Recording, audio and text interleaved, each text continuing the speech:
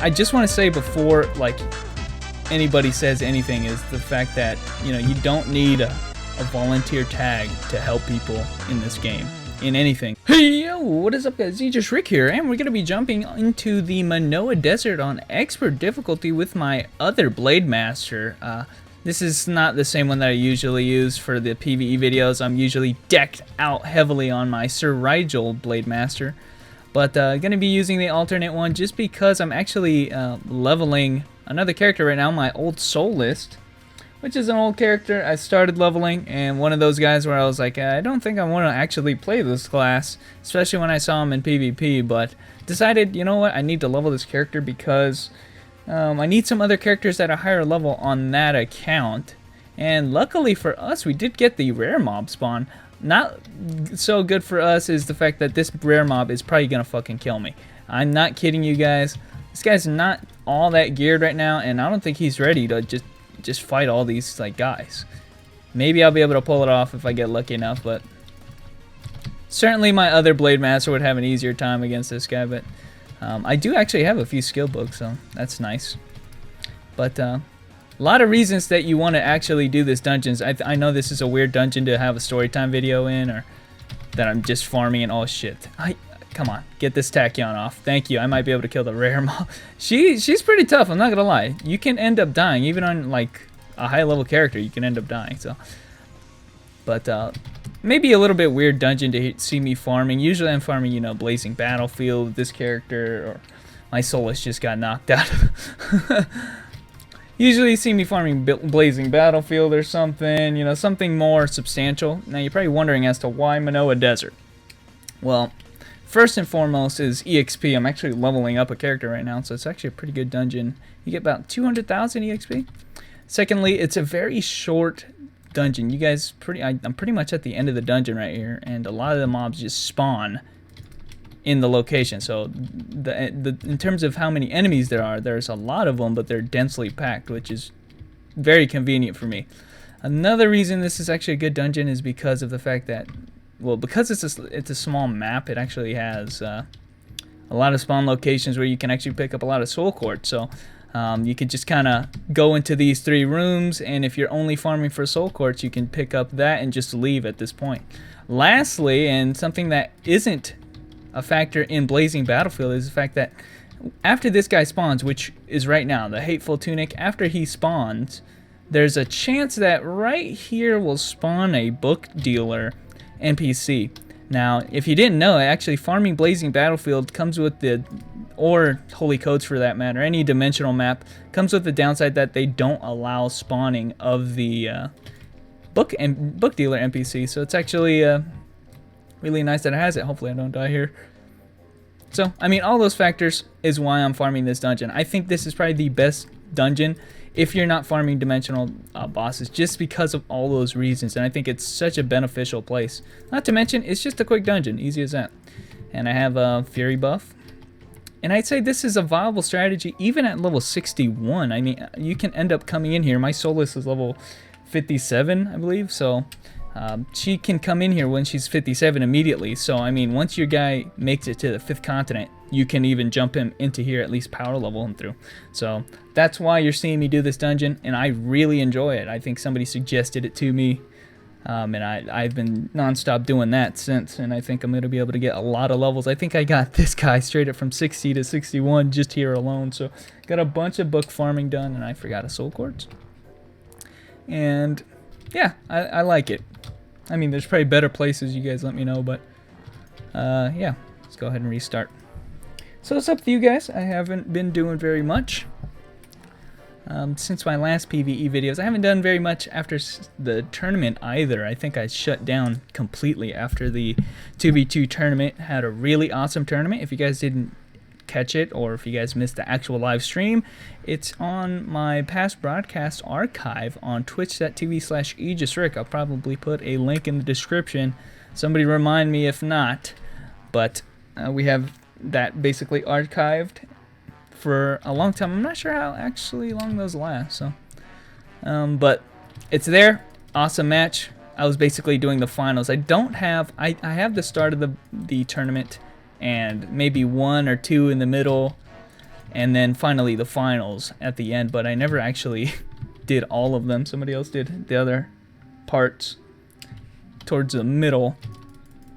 And that's just because the schedule is so difficult, and I think that's one of the biggest complaints that you can have. If I had anyone's during the complaints, that's going to be one of them, is the fact that the schedule is just too difficult, especially for students and stuff like that. So it was fine, though. We had an awesome turnout. I think 60-something teams, and by the end of it, you know, there was 4. And just an excellent PvP all around. I mean, I think I lost my voice halfway through the recording, but I kept going, so it was fun. And I don't know if this is like the best place to say it. I just don't actually, I mean, if I could just admit that streams are not easy for me to do, and they are, it's not so much time consuming or anything, it's just that the energy and attention required to do them is taxing on a guy like me.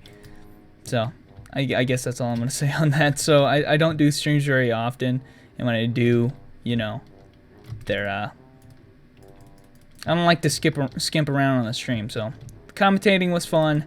I just don't know when's the next time I'm gonna do it. So I'd rather stick to the videos in bursts instead of going in 2-hour spurts, or you know, however long those tournaments were, you know, just pure streaming. So I don't know, I'm just kind of turned off right now on the whole stream thing, but videos are going to be coming around soon. And okay, I guess I'll say this. Maybe I should have led off with this, but a lot of people know I was a volunteer here on C9 for a long time now. I went through the volunteer process, became a volunteer, and, you know, sole purpose was, you know, I want to help the C9 community. And I've since left the VL team. And, you know, a lot of people have been wondering, hey, why'd you leave the VL? What happened? Like, if there's any kind of dirt behind that. And I'm just here to say, no, there isn't really any dirt or anything. I just am no longer VL. There was no bad blood between anything. I just said, you know, hey, I think I'm ran my course, and I think I'm pretty much done being VL, man, if you understand that. So, and they were cool with that. They got rid of my VL tag, and that was just about it. No bad blood, nothing, no drama to be had. So sorry if you were expecting something big there. I just didn't feel like I was wanting to do the job very much anymore. So I just want to say before like anybody says anything, is the fact that, you know, you don't need a volunteer tag to help people in this game, in anything for that matter. So I think I've proven that handedly before and after this. I've had that tag. The tag never limited me or changed anything about me in terms of helping people in the community. So just because I don't have the tag doesn't mean I'm not gonna make videos or anything like that. So that's all I really want to say about that. I mean, not really a big deal about it. There is a new spur of VLs coming in. So if you guys are wondering if, oh shit, they're understaffed, that's not the case. There's actually a lot of VLs coming in. VLT is getting promoted, and it's going to be really good. So you guys can go contact them, and they'll be happy to help you, I'm sure. So that's all I got about that. Right now, oh shit, I just left on the wrong person. I just left on the Solus. Right now, I am actually... you guys can't hear it. Maybe I'll put it in. But I'm listening to some OSTs of some songs I'm going to steal later on. I just heard this one from Banjo-Kazooie, which I've been kind of sick of their soundtracks lately, but that last one was pretty good, not going to lie. But... I'll probably put a... Shit, I wasted that. I needed that skill too. Okay, just give me a second so I can recruit my Taoists, or Solus back here. Ta-da. I don't know why I left. I was in my Blazing Battlefield mode, which... that's another reason why this dungeon is actually really good, is that you don't actually need to have both characters at the final boss room, which is the case for most dungeons in this game. That, you know... You'd be hard-pressed to find the dungeons, the very few of them, that don't actually require both people to be standing on a type of portal at the end of the dungeon, which is really frustrating, I think, for people who are solo doing. Obviously, not a big factor if you're not. But I'm gonna get fucking killed. Oh my god. Jeez, that right there is the reason why I die in this dungeon. And it's totally viable to die in this dungeon. Don't feel bad if you do. It's an expert level dungeon. If you ever die in an expert level or master level dungeon, don't ever feel bad, because these mobs will do that to you. They will fucking destroy you. So, yeah, that happened. Didn't end up dying, but that's good. That mob in particular, the shaman, the mage or whatever, is just fucking bullshit. Every time you see it, it can do the kind of like black shroud thing, after which you cast the big ass AoE balls. Yeah, that will kill you in one hit if you're standing in proximity. Another trait that he has is one of two. He can also have a spam meteors fucking skill, which basically he just literally spams meteors non-stop. And that's another one to hard to beat, that one, because you have to actually attack him. Some classes, you know, need some time to actually combo them. And that's not the case if he's just spamming meteors on your ass non-stop. So, I mean, unless you have a very quick move or high deeps move like Gunslinger, again, probably has no problem with that. But, I mean, Blademaster, he needs a few seconds to combo somebody. And every move that he does, like if I try to do thrust gain or something like that, I'm just going to get hit with a meteor while it's happening. So, I don't know. I guess counter smash or do some kind of bullshit. I don't know. I usually get fucked up on my Blademaster, so I'm not even that worried about it, especially considering I have Guardian, who can literally stand right there in front of the meteor and just tank everything. So, but I don't know.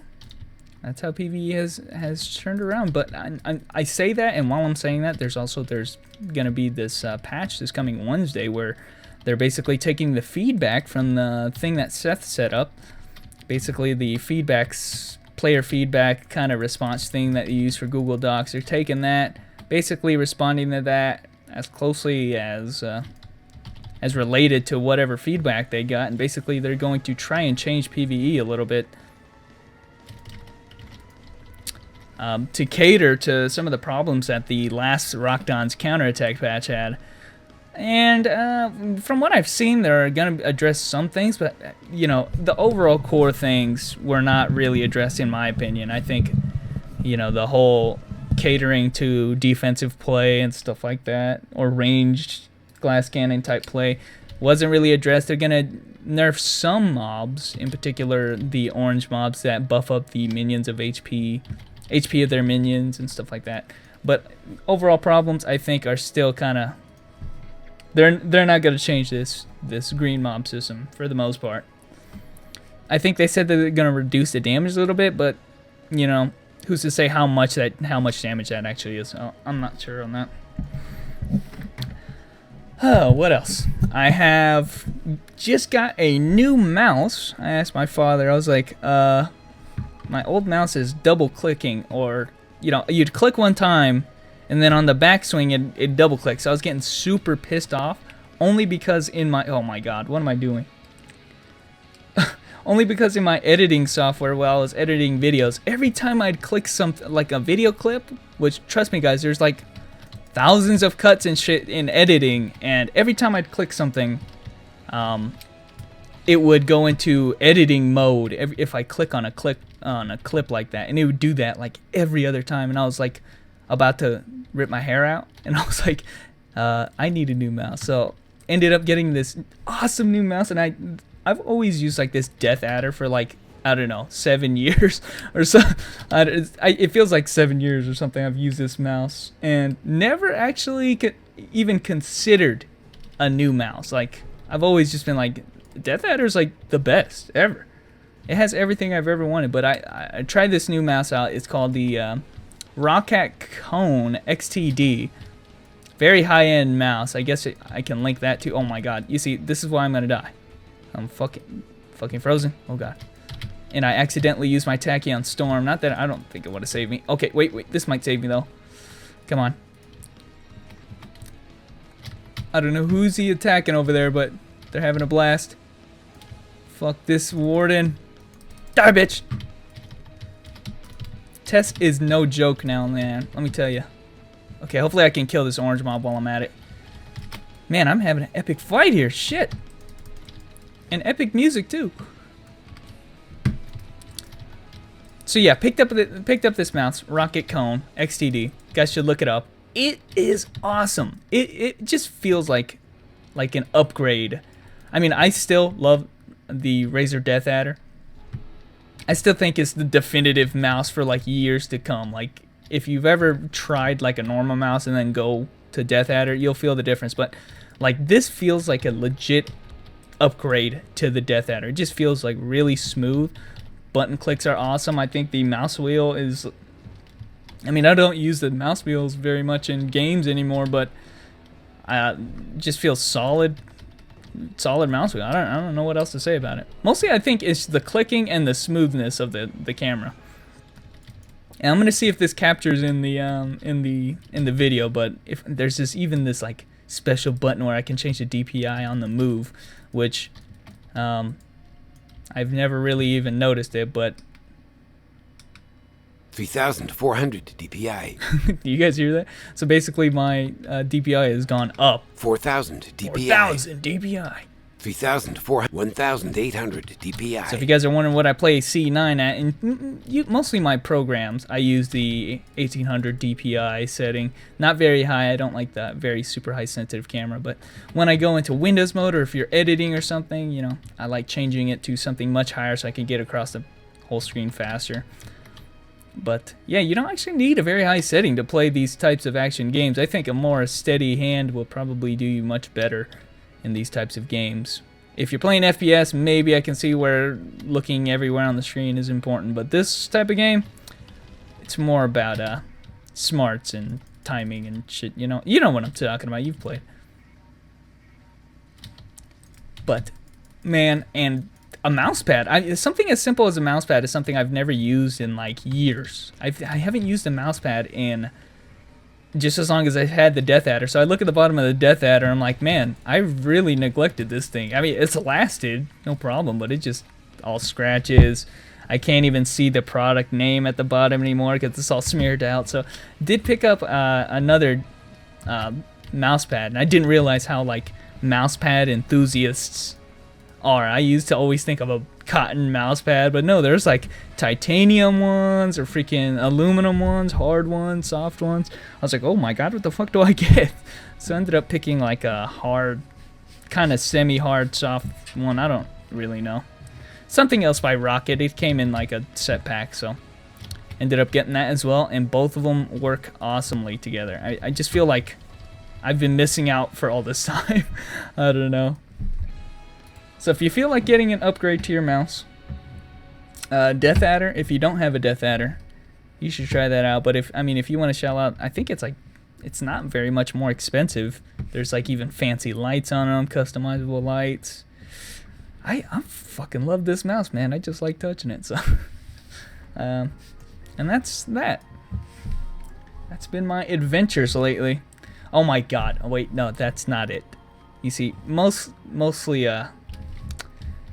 god damn it. Okay, you know what, I keep doing that, right? That's because on my Guardian, that's where my strength buff is, and I always cast it right at the start. But another debacle. So I think I told my friends this. I don't know if I told you guys this at any time, but I got I got a keyboard for my birthday? Yeah, my birthday. It's an awesome keyboard. It's I forget what it's called. TT Sports. That's a weird name for a custom. It's Thermaltake. Thermaltake Sports Ultimate Challenger Ultimate or something like that, right? Awesome keyboard. It's a rubber dome keyboard with the keys like depressed keys. It's not a mechanical keyboard. It's like one of the best rubber dome keyboards, and that's because I love the Razer Lycosa for so long, and I upgraded that. And you guys probably don't know what the fuck I'm talking about. Let's just say it's the best you can get that isn't a rubber or a mechanical keyboard. I'll say that. So got that. It's awesome. but sometime a little while ago, some of the keys just weren't working anymore. They're just literally, like, I think some of my button, like letter keys would not work anymore, like my H or my U. And I was like, what? I can't use this if all my keys aren't working. So I talked to support, right? They tell me, sure, we'll send you a new one. Just send in the old one. That's going to cost you like 10 bucks in shipping. I was like, okay, I haven't really shipped anything. Go ahead, I'll make a FedEx account, ship it to you guys. You guys just better send me a new one or fucking fix that one, right? They're like, yeah, sure. Month later, legit 1 month later, I'm like, dude, it's been like 3, almost 4 weeks, and you guys have not sent me or said anything. Like, I know you guys received this like 5 days after I shipped it, and you guys haven't fucking said what you're gonna do. They finally say, oh yeah, they're shipping it Friday. I'm like, okay. Wait till Wednesday of next week. I finally get it. I'm like, oh, thank God. I open the box, right? I open the box, and they send me the model that's before the one I bought and sent them. I bought the Ultimate Pro or whatever. They send me the Ultimate. I was like, you guys gotta be fucking kidding me. You guys make me wait an entire month. Do not send me my own keyboard. Try to fucking pull a fast one on me or something and send me the wrong keyboard. And I'm just sitting here like, somebody is fucking playing a joke on me or something. Like they're mad that I called support and tried to change in my keyboard. Like, how do you make a mistake like that? I don't know. I have a feeling that somebody is fucking with me. There's no way you make a mistake like that. I even looked at my mail stub, you know, that comes with it. That's just to ensure, okay, this is what we sent. And it even says that it's the model that's not the right one. I'm like, somebody typed this in the system, right? Somebody legit typed in the wrong model. Like, how could they ever think, like, where is mine? I don't fucking know. You guys understand what I'm saying here. It's just confusing that they could fuck up that badly, but there's my debacles with computer accessories, I guess you could say. And guys, I think we're gonna go in one more run. I've been keeping an eye on the actual spawning of any kind of did I even pick those things up? I didn't. I've been keeping an eye on the spawning of the, what is that guy called? The book dealers, and they haven't been spawning for some reason. And that is one of the main reasons why I'm doing this. I have a ton of gold on this Sir Cobalt, because I just want to buy some of the Guardian books so I can just keep them. I need 4 stars more on my Guardian for the 20-star effect. And one of my books isn't even rare, so I mean, I'm missing books still for the set effect. Or not books, but stars. And that's basically what I've been farming for both of these dungeons, both the Blazing Battlefield. I've been doing that non-stop for about, I don't know, close to 3 weeks now. Almost all my stamina, and then, you know, and then some. Trying to get some decent books, but this may be a faster method of trying to accrue a couple more stars. I mean, if I can just buy a whole bunch of books, I may have a better chance than just trying to hope for one single book out of the Blazing Battlefield. I mean, that's just in theory. I have no idea. Either way, it's going to require some fucking luck for me to get some good books and some good stars. That's just how it works. And I really hate that. I was just thinking, I was like, what kind of system could they have where they can reward people for the time they invest in this kind of shit, you know? Why is it that this is like a luck-based system? I get good in PvE because of straight blatant luck, right? I mean, imagine if I get a perfect shield reflection book, why then am I a freaking god in PvE? I mean, it's just the luck. I mean, right? That's just all I could say. It's like somebody can get it in one go or 1,000 billion goes later and they still don't have it, you know? I think if they want to have a luck-based system, they better have both, you know? A way to reward people who spend time in the game. I mean, I hate the feeling. I hate it. The feeling that I get that of all that time wasted on Blazing Battlefield runs where I spend all my stamina and don't get anything, you know, no dimensionals. no nothing, you know? And that happens too often in this game, where it's like, shit, I just wasted all day and I don't have anything to show for it. Because I literally, like, no dimensional spawned, I didn't get any good drops, nothing. So, I mean, that's just how that is. That's the only dungeon you can do it in. I mean, there's a lot of things that are unsatisfying about farming in this game. And right now, it's gotten to the point where, like, I don't have to buy anything else in the game. Not really looking for anything else. And the only things left to do are things that I have to do in this manner, in the luck-based manner of farm your ass off, don't get anything for it really, just keep farming and hope that one day you'll get lucky enough to get as lucky as some other people on the server to be stronger, I guess. And that's just not how farming should go, in my opinion. I think other games have done that way better. But, yeah, guys, didn't even get another fucking book dealer. So, I went this whole time, didn't get a single book dealer. And before I started recording this, went that whole time, only got one dimensional boss. So, at least I got the one today. So, anyway, guys, thanks for watching. Thanks for listening to me cry about my, my troubles. I mean, I still got a good mouse out of it, but my keyboard, man, they're fucking me over. But anyway, guys, thanks for watching. And I will catch you guys later.